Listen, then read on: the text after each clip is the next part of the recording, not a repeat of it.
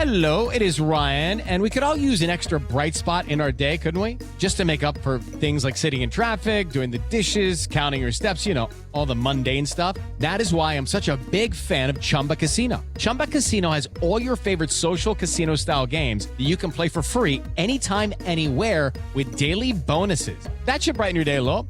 Actually, a lot. So sign up now at ChumbaCasino.com. That's ChumbaCasino.com. No purchase necessary. VGW Group. Void where prohibited by law. See terms and conditions. 18+. Hey everybody, welcome to the press. I'm Ryan Ballingy. Good to have you with us. This is a voice-only show we're doing today. We're going to talk about the U.S. Women's Open for a little while. Unfortunately, kind of got to my modeling later in the process than I will like today, but I wanted to do a show about it since it starts tomorrow at Erin Hills Golf Course in Erin, Wisconsin. I've had the good fortune to play this place, hosted the 2017 U.S. Open. I think I played it in 2015 when the PGA Championship was at Whistling Straits. I think I played it that week for some reason. Played pretty well there, as I remember. Birdied 18, which I definitely remember. I also remember that my caddy was not very good that day. Could not read a putt to save his life. So I just took his advice very politely and did close to the opposite half the time. But this is a golf course where there's plenty of width. I think it is a interesting test. Playing it as a longer test for the women than it played that week for the men. It is a course that is somewhat dependent upon having wind, consistent wind, to make it difficult because it basically is an old farm that got transformed into a golf course. And in that part of the country, where wind is present is where golf is interesting. And it needs wind to be challenging. The greens are pretty large. That's different for the LPGA. Although I would say the Chevron greens are pretty large down in the Woodlands. So there's some parallels here. This being a longer course, I think you're going to start to think about bombers who are going to do well here, and we'll talk about that some in this show.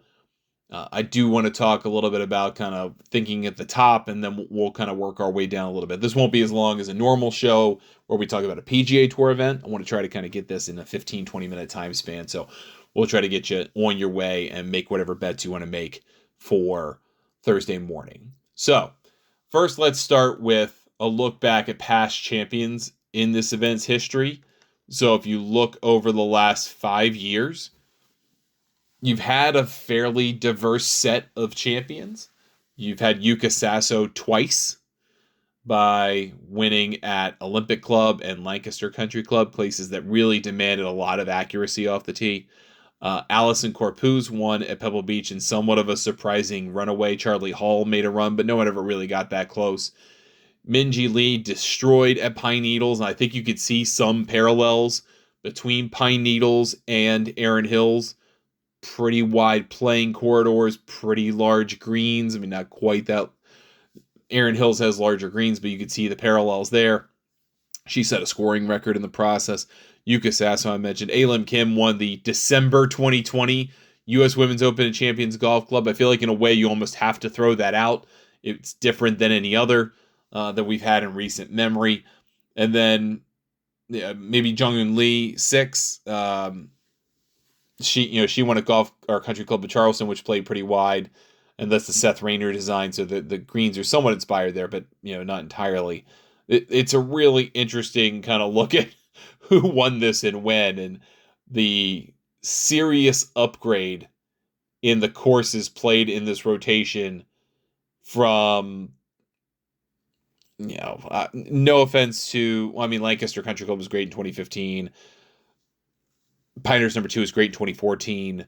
Then you had a run of Trump National Golf Club, Shoal Creek, Country Club of Charleston actually turned out to be a gem, but I think people looked down on it at the time. Champions, I love Champions. I played it, but it isn't in that stratosphere as what follows, which is Olympic, Pine Needles, Pebble Beach, Lancaster Country Club. There are some players, namely Allison Corpuz, who played in the U.S. Women's Mid-Am here, USAM here in 2017 or 18, I think it was. So not many players have experience on this golf course. That's to be noted. So no one's coming in with a whole lot of experience. And Allison Corpuz was literally a kid when she played this thing last competitively. So very different time for her. So don't just assume because she's played here that she's got experience. She got experience at a totally different part of her life, totally different body form than what she has, what she had then. So with that all said, but that's a look at those champions, right? So if we're thinking about a place where there's more landing area, more width off the tee, which I think there's a fair amount of, I think it's pretty wide to play at most of Erin Hills. I'd say you start thinking about Minjee Lee. I've thought about Arya Jatanyagharn here just because I think she's got the length to do it. She will hit driver. She's willing to hit driver. I think that makes her interesting. I also want to get into our model for the week. We haven't done this for a few tournaments in a row, but this one's really interesting. Top 10 for the model. Again, we have all of our model available, all 156, although honestly we don't have data about 120 of them, not 156 of them. The U.S. Women's Open is kind of unique in that regard, even compared to the U.S. Open, in that you get way more players who qualify where you're like, who are you? Where did you come from? And a bunch of them now come from Japan or Europe, which is great, but there are still probably 24 players in this field where you're like, I don't know who you are, and I don't know how you got here, and I don't know how to rate you. So that's okay. We're not expecting any of those players to win. But here's our top 10 for the week. Again, full list available for members of golfnewsnet.com. $40 for 1 year, $70 for 2 years, $100 for 3 years. Gino Titicle's number one by a significant margin over Nelly Korda. Ayaka Furue is third. Ronnie Yin is fourth. Yuju Kim is fifth. Heiran Ryu is sixth. Charlie Hall seventh. Minjee Lee eighth. Jin Young Ko 9. And Lydia Ko 10. A couple of interesting players to point out here. Allison Corpuz is 11. Lauren Coughlin 12. Angel Yin 13. Haijin Choi 14. Celine Boutier 15. Chisato Iwai, who just won in Mexico, 16. Esther Henslate 17. We'll give you some extras here this week, just because we do this LPGA model because I care about the LPGA, but I know not everyone bets on it, so I kind of want to get you interested in betting on it. All right, so with all that said, let's take a look at the betting markets. Gino and Nelly Korda are both 9-1 in this offshore book that I'm talking about. Heiran Ryu is 12-1. Ronin Yin is 14-1. I do kind of like Ronnie Yin here this week. She has good experience in the Midwest. She has good experience on wider landing area tracks. Heiran should do very well here. She probably should have won the Chevron. I think you could see some mild parallels between the Woodlands, Carlton Woods, and here maybe. But again, I don't like betting her at 12-1. I don't like betting Nelly at 9-1. I saw her earlier in the week closer to 14. That went away very quickly. People were like, "That's a horrible price." Some people are thinking about Yaeli Mino, which I think is kind of interesting. I don't see her as someone that would take down a course like this, but she has played extremely well this year. Yuju Kim has had a very good year. Minjee Lee at 20, I think, is an auto play. Yuju Kim could be an auto play. I think Alim Kim's been bet down from 45 now down toward 35. Maybe not worth it now. I think that run that she had at the beginning of the year is still kind of convincing a lot of people. I'm not totally convinced myself. Angel Yin at 35, I think, is an auto play. A lot of people are going to play Charlie Hall. Some people will play Chisato Iwai just because she just won. But I don't think there's necessarily a big bump up, and it's hard to kind of go back to back. Haijin Choi is kind of interesting at 45. I think Lynn Grant is interesting at 50. She hits the ever-living crap out of the ball, and she does rate out well in that facet of the game, not so well in other facets. Dasa Ma is interesting at 55. I won't bet her, but she's an interesting player to look at this week. Maybe a live bet. Miyu Yamashita at 55-1. I feel like if she had gotten to a better start this week, or this year rather, I would bet her this week. Lauren Coughlin I'm going to stay off of. Chisato Iwai's sister Aki, I would have bet before Chisato a couple weeks ago. And now that the tables have turned and Chisato has won, Aki is 60-1. So that's kind of interesting. Carlotta Saganda, nope, I'm never going to bet the human weather delay. Nasa Hataoka, 61, just doesn't seem like the same player. Esther Henslate, I feel like could be really interesting here. Same with Hannah Green. They're both 65-1. Hannah Green's done well, predominantly in her LPGA career, either in her homeland or on the West Coast. This is obviously not that, but she won her major championship in Minnesota on a place that played kind of wide that week because of conditions. I think she can shine here. Esther Hensley just hits the ball really, really far. Stephanie Kiriakou hits the ball really, really well, just tee to green. I think she can play at any golf course at any time, 70-1. I tend to overbet her, so keep that in mind. Jia Shin's playing this week. She's probably still got something in the tank, although I kind of like her in the majors and aren't in the United States, so I would probably skip her here. I think Ingrid Lindblad is worth a look at 100-1. I think she can just bang it around the golf course and do her thing. Yuka Sass is 100-1, but it feels like she's getting just cred for being a two-time U.S. Women's Open champion. She looks completely lost out there.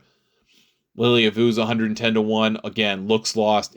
Gabby Lopez rated out really, really well in our model. I think she is worth a play at 125-1, along with Patty Tavatanikit at 125-1. Again, Patty T kind of going to get a little bit of play just because she hits the ball really hard. Ina Yoon is a top 50 player in the world. It's 135-1. It almost feels like a bet to make in comeuppance. Like, all right, well, I'm going to lose the money, but the price just doesn't make sense. Maya Stark is lost 175-1. Guseva, she was someone that a lot of people were thinking about a lot last season as someone to win quite often and win this season, just has not done it, has not come back to it. Gabby Ruffles really interests me, I think. She's done well in USGA championships. She is 300-1. She has had signs of playing well. I think that's probably worth a look at that price. And then I talked about Sophia Popov, I think, last week in our LPGA 6 group, which, by the way, you should follow that on X. It's a group of 6 of us plus a guest usually who talk about betting on the LPGA in different facets, and it's really, really fun. We have a good group and a lot of smart, sharp people talking about the LPGA. And I tried to peg her, I believe, for a long shot last week because she had just won on the Epson Tour. And it was a pretty important moment, I thought, for her. But it's her first win as a mom. But then she immediately missed the cut and stunk it up in Mexico last week against one of the worst rated fields in LPGA history. And that kind of surprised me. So now she's 550-1. I think that was one bad week. I'm willing to kind of take a gamble here. I think the most likely outcome is that your winner is 50-1 or shorter. We might be just overthinking this, and it's Nelly or Hayran, but running in, I think, is going to be a part of it in the end. I think Minji should be a part of it in the end. But I think some people will be spooked by last year at Lancaster, where it felt like everybody who was anybody just stunk and was never a part of it. And we got this leaderboard in the end where you're like, what the heck is this? And I don't think we're going to get that here. I think that this is a playable enough of a golf course. They probably will not try to trick it up. But if they do, then we might get some weird results. But I don't think they will try to trick it up. So you can take a couple bombs, Gabby Ruffles, Patty T, Stephanie Kiriakou, players like that. I think you can look at a Hannah Green. I think you can look at an Esther Hensley if you want to drag a little bit deeper in past 50 into the mid 60s. And then just kind of Ingrid Lindblad, I think I will play.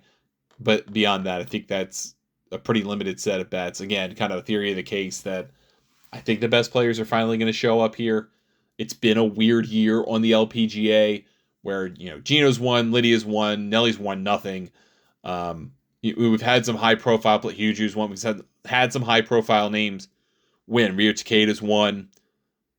There are reasons to believe. Ari Jatanyar's 45-1, by the way. I don't even think I mentioned her, but she might be worth an interest, given her length and past victory in this championship.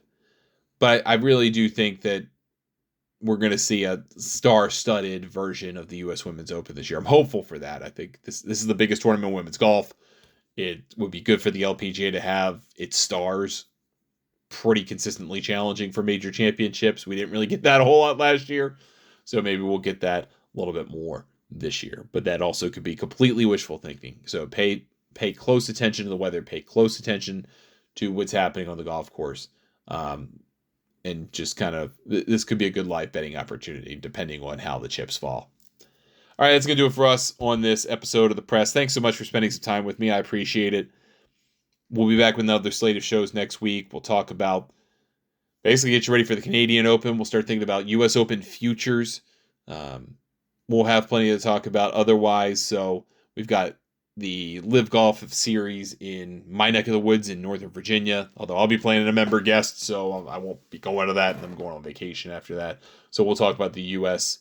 Open from the Outer Banks of North Carolina. But we'll still cover it all for you, as we always do. If you have any questions, get a hold of me on social media. I'm at Ryan Ballingy or Ryan Ballingy Golf, depending on where you look. You'll find me. Don't worry about it. I'm not hard to find. DMs are open. Ask me a question anytime, member or not. And then you can get a hold of Golf Newsnet on your favorite social media service, the handle Golf Newsnet. Join Golf Newsnet as a member for $40 for 1 year, $70 for 2 years, $100 for 3 years.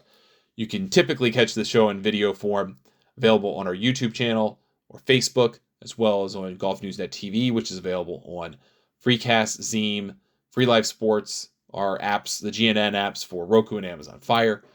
And I think that's all the stuff I have to promote. Thanks so much for listening. Appreciate you. Talk to you next time. Good luck with all your bets this week. We'll see you next week here on The Press. Having a life scholarship and being able to afford to go to college made me feel inspired to go. When I got a life scholarship, it was such a relief. I knew that I wanted to have an impact. Having a life scholarship through the SC Education Lottery was huge. It gave me the opportunity to make that impact right here at home. The South Carolina Education Lottery. A better you, a better us, a better South Carolina. Visit sceducationlottery.com/betteryou. Hello, it is Ryan, and we could all use an extra bright spot in our day, couldn't we? Just to make up for things like sitting in traffic, doing the dishes, counting your steps, all the mundane stuff. That is why I'm such a big fan of Chumba Casino. Chumba Casino has all your favorite social casino-style games that you can play for free anytime, anywhere with daily bonuses. That should brighten your day a little. Actually, a lot. So sign up now at ChumbaCasino.com. That's ChumbaCasino.com. No purchase necessary. VGW Group. Void where prohibited by law. See terms and conditions. 18+.